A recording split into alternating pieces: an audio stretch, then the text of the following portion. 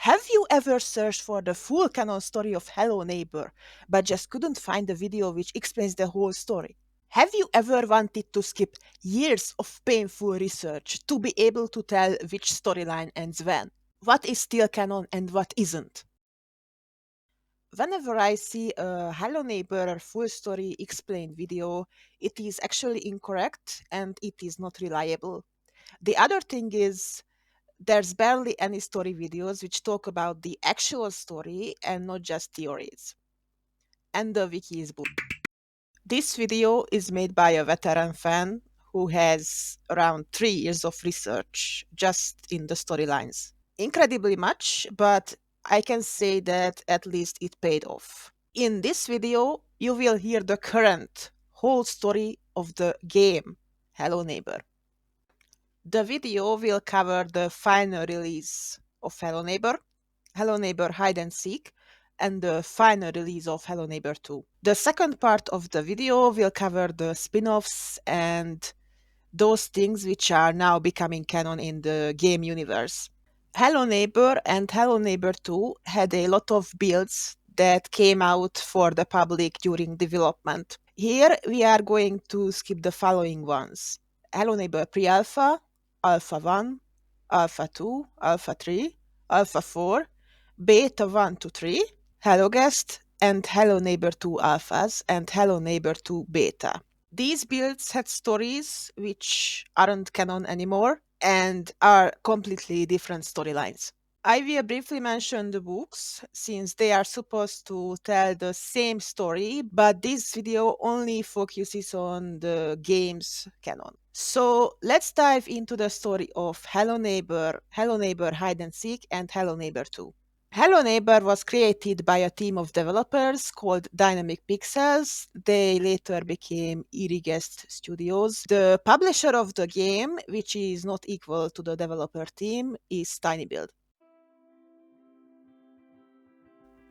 Chronologically, the story starts with Hello Neighbor Hide and Seek, even though this game was made after the original Hello Neighbor. Hide and Seek was going to be a DLC, but then it became a separate game. This addition to the story explained how the neighbor reached the point and the mental state in which we see him during the main game Hello Neighbor. Hide and Seek is about an average family, the Petersons, moving into a house in a town called Ravenbrooks. Ravenbrooks uses a specific language. It's called Veronkrubian, which is the logical mix of English letters. This is why the letters in the original games are mixed up. Theodore Peterson is the neighbor's name. His wife is Diane, and the kids are Aaron and Maya. The family loves each other. The two kids run around and play while the parents finish moving in. The mother cooks food and the family sits at the dinner table together and everything is fine. But since Hello Neighbor is originally a horror game, we just know that this won't last for long. We can even see the protagonist of Hello Neighbor playing on his own yard. This is an Easter egg. The player plays as Mia,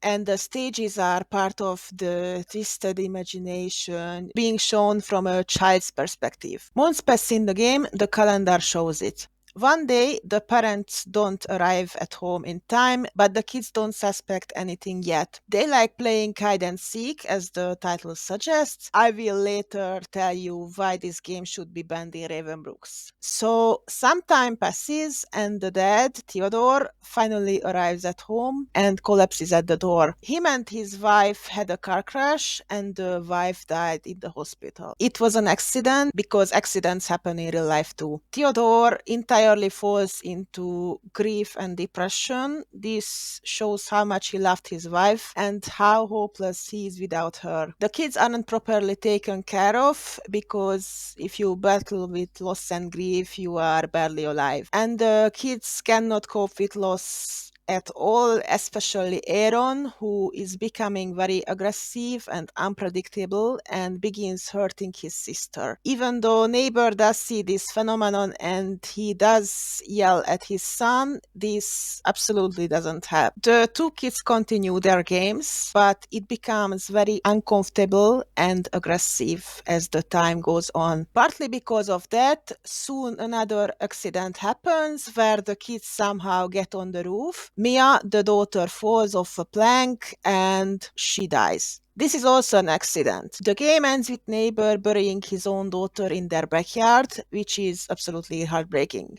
And we are slowly getting to the events of the final release of Hello Neighbor.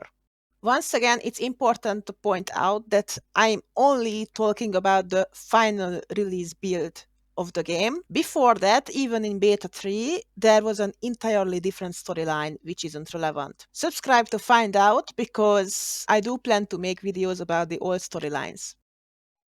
Hello Neighbor takes place around summer after May. It is the story of wrong time, wrong place. The neighbor, to protect his son, closes him to the basement. This was not once officially confirmed, and I am trying to objectively tell the story, so these aren't my words. So, to protect his son, the man closes him to the basement, but being horrible at communication, the child thinks that he is being punished, and in the future, his only goal will be to work against his own father, who is trying to keep their remaining family together. Aaron is a very unpredictable kid with anger issues, and this will remain in the future as well. He cannot cope with grief in any way, and him being put to the basement only makes it worse, obviously. But neighbor is fighting his own battle, and he is really worried of losing his son as well as staying alone. He's only mad at Aaron because he's very aggressive and he is very good at escaping from places. While fighting his son and closing the basement door on him, the kid makes too much noise, which wakes the attention of the kid from the opposite side of the street. This kid is named Nicky Ross, the protagonist who we play as. He is just chilling and playing with his little ball on his own, and he suddenly hears a scream. Being a 12-year-old kid, curiosity leads him to the house, where neighbor just finished closing the door and immediately spots the kid peeking through the window. You can see missing posters on the street. It is because the neighbor told the public that his kids went missing. He didn't want anybody to become suspicious and lurk around his house. I think it's obvious from this point that if this kid calls the police on them, Aaron will be taken away from Theodore immediately. But for now, the neighbor angrily dashes out and catches the Nicky kid and throws him back to his own porch to mind his own business, which is fair. Nicky keeps trying and somehow actually manages to break into a stranger's house, opens the basement door, and neighbor finds him inside the basement deep down, with Nicky starting to figure things out, seeing way too much, but he still doesn't have a clear image on what is really happening.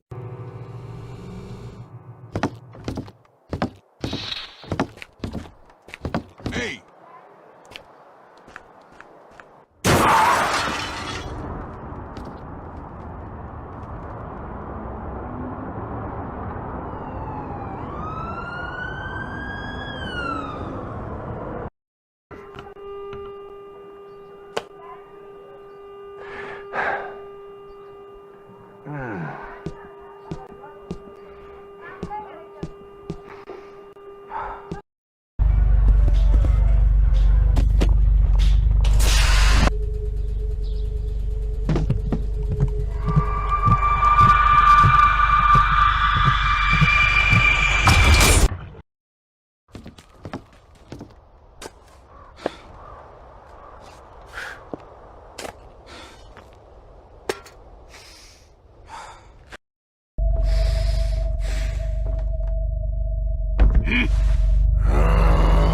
Neighbor catches him in his own basement and locks the kid up. Nikki spends around 2 months in the basement when one day Aaron finally decides to lockpick the door and free him. Nikki and Aaron in the games don't know each other. Aaron is very good at lockpicking and opening doors and escaping. Nikki manages to escape because Aaron once again makes a dramatic scene and neighbor decides to go after him instead of Nikki. He leaves Nikki alone. Now, Nikki probably arrives at home finally, and his parents probably immediately call the police since the police arrives in Hello Neighbor 2 to investigate the house. There's a gap and it is not directly shown. Act 1 in Hello Neighbor is Nikki's actual memory. Act 2 and Act 3 are modified houses which are part of his twisted memory from childhood, something he's trying to cope with. It's a bit like when you grow up and you return to your elementary school and you realize how little everything is, the chairs, the desk, and the classroom itself. But in your memories, the place is huge because you were a little kid when you last visited this class. So add trauma to this memory and you will get why things look the way they do. We are jumping 19 years in time, and due to being evicted from his apartment in the city, now adult Nicky, who is in his 30s, is forced to move back to his childhood house to Ravenbrooks, the town which is full of ravens. He really doesn't want to go back, but he has to. He has no other option. Upon arriving, he immediately notices that the neighbor's house is burned down, symbolizing that the man is entirely gone. Fighting his traumatic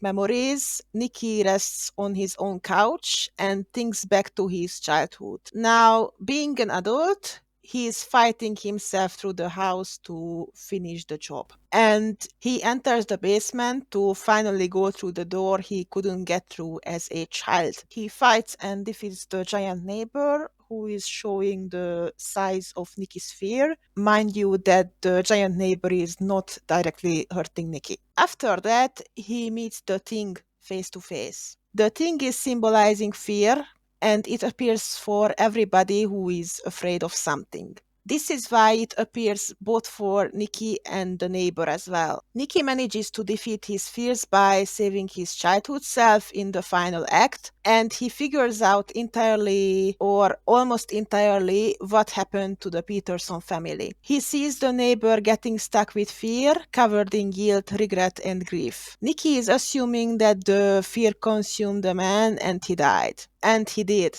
Originally, he probably died. Now, Nicky has the chance to start a happier life, and Hello Neighbor ends with him unpacking his stuff from his car. But then, sequel time.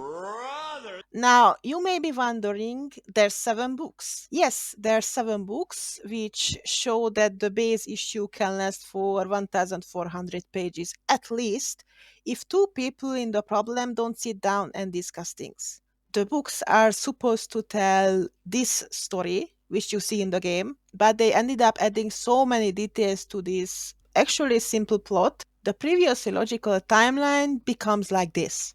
It kind of feels like a fanfiction to me, which is trying to tell the same story, but then it ended up changing it by adding too many details.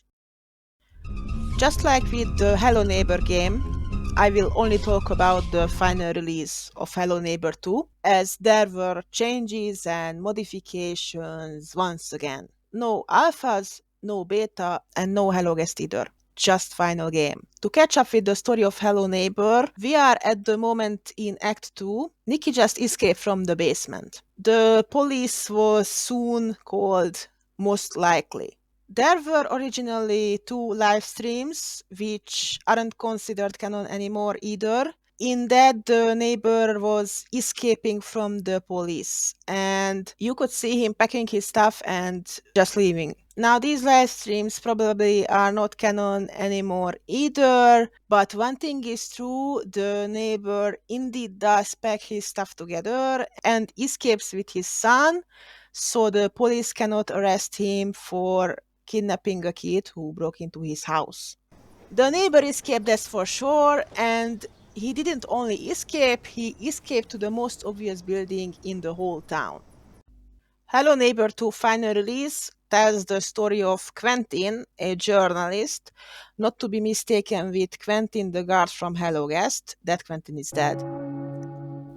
Quentin is a silly journalist with a very, very creative mind who just spawned from thin air. Where was he during Hello Neighbor? Nowhere. Where was he anyway? Nowhere. So Hello Neighbor 2 starts where Hello Neighbor X2 cut off. It basically tells the same story that we already know about and which I told you before, but Quentin, since he is just arriving in the town to replace a missing journalist, the only one they had, doesn't know anything about anything happening. Since he has a very creative mind and some base knowledge from somewhere, somehow he starts stalking the Peterson house. And he's starting to put things together, maybe in way too twisted ways. Like, it's not explained how he even knows about the Petersons, but okay. I would say that even Quentin's views aren't 100% reliable at this point, so everything you see in Hello Neighbor 2 should be divided by 2. Quentin, after stalking the Peterson house, spots Theodore running after Aaron, who is trying to escape,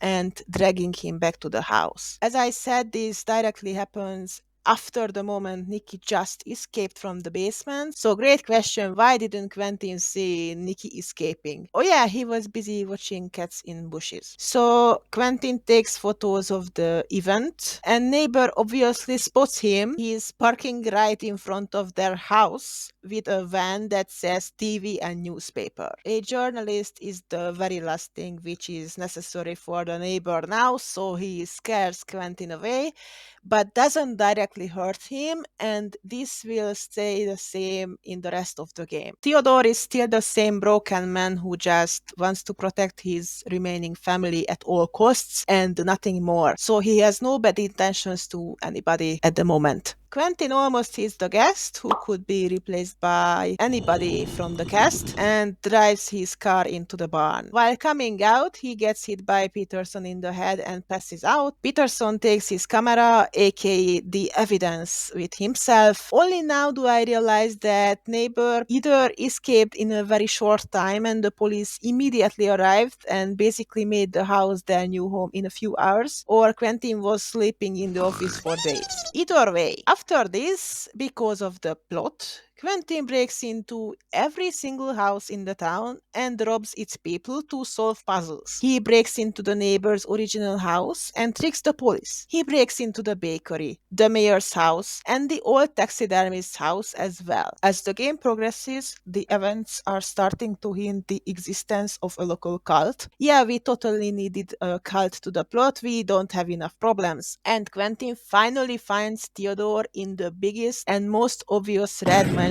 ever. During the game, Aaron tried to lead the journalist to the mansion by throwing paper planes everywhere as hints. Maybe Quentin would never find them in the big red building which is on the top of a hill if the kid doesn't help him. Again, Aaron is actively working against his father only to realize that, oh, his dad loves him. But this only happens when Quentin manages to defeat the neighbor with the help of a giant crow statue, which falls on the man but fails to kill him. He is just trapped because, big statue. This man is made of iron. And when Quentin is about to take Aaron with himself, what was he going to do with the kid?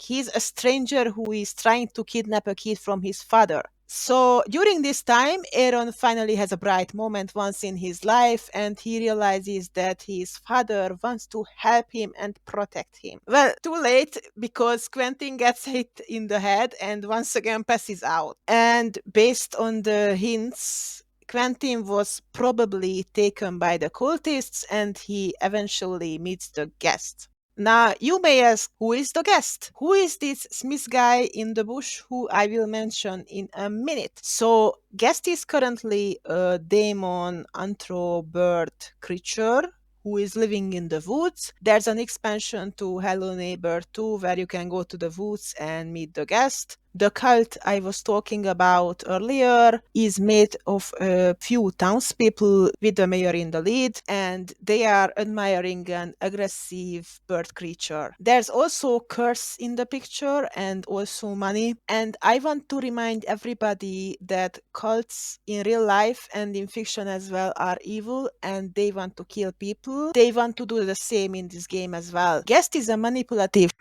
creature who you will need to fight against in an additional separate level to progress in the forest and get to an abandoned church. Why did they put a church in the middle of the... And Smith, aka the man in the hat, he was originally a detective in the old Hello Guest storylines. You may see another character, Beatrix, who is currently Quentin's sister. Both characters are in the cemetery under the ground. Beatrix, according to the current canon, was lost when both her and Quentin were kids, and guess what? They were playing hide and seek in the woods. At this point, just ban this game from the town entirely. Hello Neighbor 2 is ongoing, so some tragic will happen in the future. Most likely, the neighbor being tortured even more because that's the fashion nowadays, and the cult will be in the spotlight and they will do cult things and there will be guests. The DLCs of Hello Neighbor 2 don't really matter plot wise. Quentin entirely destroys the school and the library and then he runs away. So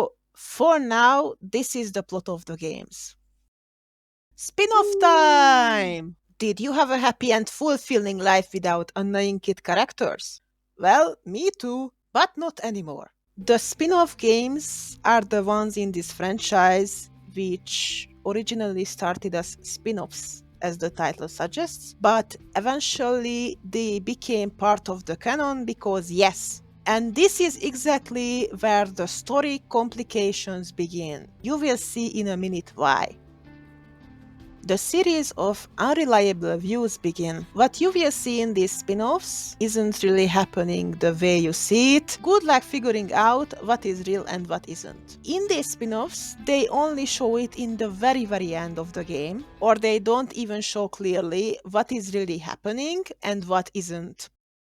So there's apparently a bunch of kids who we never saw before. In the books, Nikki and Aaron knew each other, and they had friends who didn't only let them down in the end, but they are absolutely unnecessary plot-wise because the story plays out the very same way as if they didn't even exist. Aaron frees Nikki from the basement, and Nikki escapes. But these group of friends now magically care about Nikki, and they want to rescue him from the big and evil neighbor, who in reality is probably kneeling by his daughter's grave and crying his ass off because he just lost his wife and daughter, and he was forced to trap a kid in his basement against his own will.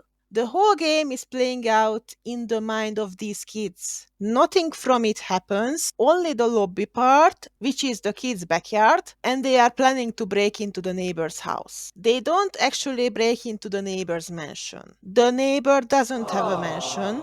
They don't get betrayed by one of the team members who is transforming into the neighbor, and they don't turn into missing posters. The neighbor cannot turn into a pilot, a clown, a butcher, nor a ghost. Neighbor's personality is absolutely fake in these spin-off games and doesn't reflect the real neighbor's personality. It is showing how the kids imagine him. In reality, these kids just don't touch grass, they make up and hate on adults. They pull the adults didn't believe us, so we have to do it on our own card. And also, they most likely harassed a random detective because they stole his hat and they keep it as a trophy.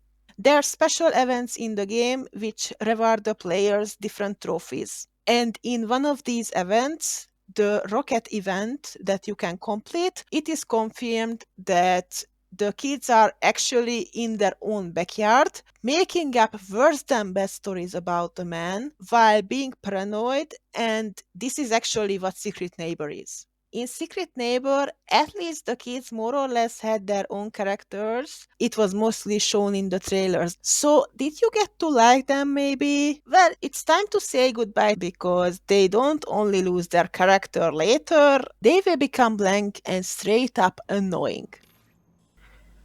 I don't care that the gameplay is lit. It is, since it literally took inspiration from the Hello Neighbor alphas, which are objectively good. I want the plot of this game to explode. It's so unnecessary, I can't put it into words. This game is the same as Secret Neighbor. Kids' perspective, good luck figuring out how things really happened. This game was made by a different team entirely, using the same mystery elements they used for other games too. So, the plot of the VR game is the following. The same kids from Secret Neighbor are actually breaking into the neighbor's house. And even though Hello Neighbor did establish the fact that the neighbor is smart, strong, and doesn't care until someone's deep down in his basement, now the kids randomly get trapped by him and caught one by one. Why? Yes. It's in fact useless and makes no sense if you know the characters and their motives from the first game. And it just gives birth to even more issues and possible plot holes, but it happens. So the kids are kidnapped, and then Aaron starts helping them to escape. And he helps one kid, and then Aaron and the escaping kid helps the other, and then they help each other to escape. All of the kids who get trapped eventually escape, except Nikki, who is kept in a separate room like some hidden treasure, even though he looks like this. So technically, in the end, the kids get trapped, but they escape without helping Nikki to escape. And near the end of the game, the guest, who's apparently some demon who is manipulating people, with the help of Aaron himself, manages to possess the neighbor's body. Why? Yes. How did we end up from a family tragedy at the plot of Miraculous Ladybug where the evil possesses the victims? I'm not sure. How did we dumb down the characters into becoming tools that can be tortured instead of being living, feeling, and relatable characters? I'm not sure. So this plot just came out of the blue when the game released. I don't know why is this the direction the franchise had to take. I don't know anything anymore. And it's not over. As if Hello Neighbor VR didn't exist, because it didn't, this game was made by yet another separate team. If you manage to build cars, you will eventually find a plot that once again doesn't go anywhere. The kids have a school club, so they justify themselves to break in, trespass, and steal items from the old abandoned and dangerous amusement park, which is called the Golden Apple Amusement Park. We did it! Now, right away, we have a few problems because in the games, it is never mentioned that the neighbor is in fact an engineer who built multiple amusement parks around the world, but these amusement parks kept failing and people kept dying on his rides, so eventually they end up in Ravenbrooks according to the book story. In the games, it is only stated that the neighbor is in fact some kind of inventor and the Golden Apple amusement park closed down due to another accident. The neighbor who legit escaped here to an abandoned amusement park to be alone, like Robbie Rotten escaped to the moon to get a good sleep, but he can be alone because the kids are there. And guess what? They just can't mind their own business. Legit, nothing would happen if they just go there out of the amusement park in which they are not supposed to be in. The neighbor is trying to build some time machine thing to mess with the time and to recreate, I guess, the Back to the Future famous scene. But then Hello Engineer becomes the plot of Tom and Jerry because the kids once again just stop him from whatever he was planning to do. The neighbor here is acting like a horrible cartoon villain. Once again, this is kids' perspective, so this is how they imagine his personality. And the only thing by now which is saving me from a breakdown is that the model of the neighbor looks like this.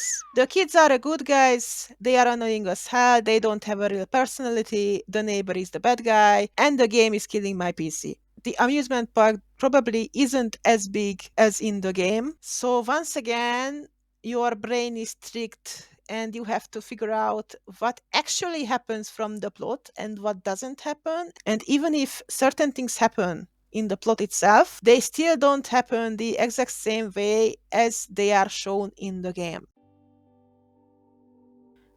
But in the end of the day, you see, the base plot of Hello Neighbor is quite easy to understand if you know how to look at it, and it isn't complicated at all. The same is true for the other scrap storylines, which I'm planning to make videos about. If you sit down and research the original plot of Hello Neighbor, it is pretty logical, it is a great story without plot holes, it just overall makes sense. After the spin-offs were added, and a million new characters were added as well, it just gets unnecessarily complicated. The main characters aren't getting enough attention or character development anymore. The ones which do get attention are not complex at all to be main characters. Basically, it's just kids good, adults bad, and this is the current plot of Hello Neighbor. What's the overall takeaway? Keep your stories simple and don't dumb it down for the kids. If they are old enough, if the story is for them, they will understand it.